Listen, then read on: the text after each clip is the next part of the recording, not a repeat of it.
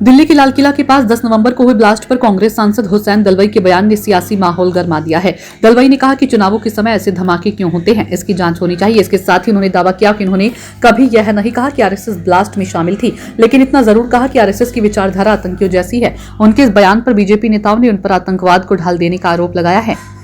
हुसैन दलवाई ने सवाल उठाया कि चुनाव आते ही धमाकों की घटनाएं क्यों बढ़ जाती है, इसकी जांच होनी चाहिए। उन्होंने कहा कि कुछ संगठनों की विचारधाराएं हिंसा को बढ़ावा देती हैं और उनके मुताबिक आरएसएस के भीतर भी ऐसे गुट हो सकते हैं जिनकी सोच खतरनाक हो।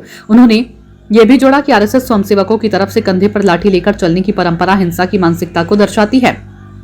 वहीं कश्मीर को लेकर भी दलवाई ने सरकार पर सवाल खड़े किए। उनका कहना था कि कश्मीर में जो अन्याय हो रहा है और उसके परिणाम होंगे, सरकार को वहां की आवाज सुननी चाहिए, मां जैसी संवेदनशीलता अपनानी चाहिए। उन्होंने कांग्रेस नेता पी चिदम्बरम के उस बयान की भी जांच की मांग की जिसमें चिदम्बरम ने कहा था कि आंतरिक आतंकवाद का मामला हो सकता है। भाजपा सांसद और पूर्व मुख्यमंत्री बसवराज बोम्मई ने कहा कि कांग्रेस इतनी हताश हो गई है कि वह सभी आतंकवादी संगठनों और उनकी गतिविधियों का समर्थन कर रही है। जम्मू कश्मीर के कांग्रेस नेता ने कहा कि आरएसएस एक आतंकवादी संगठन है। ऐसे लोगों के खिलाफ कार्रवाई करने का समय आ गया है जो समाज को बांटने और आरएसएस जैसे राष्ट्र निर्माण संगठन को बदनाम करने की कोशिश कर रही हैं।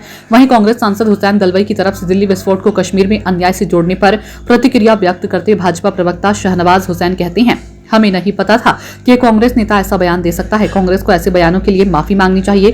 भाजपा प्रवक्ता शहजाद पूनावाला ने उन्हें आतंकी नैरेटिव के स्पिन डॉक्टर कहा और आरोप लगाया कि कांग्रेस आतंकवाद को जायज ठहराने की कोशिश करती है। उन्होंने कहा कि पहले महबूबा मुफ्ती, अब हुसैन दलवाई, ये लोग हमेशा आतंक को तर्क देकर धोने लगते हैं। वोट बैंक की राजनीति में इनकी राष्ट्रीय नीति दब जाती है।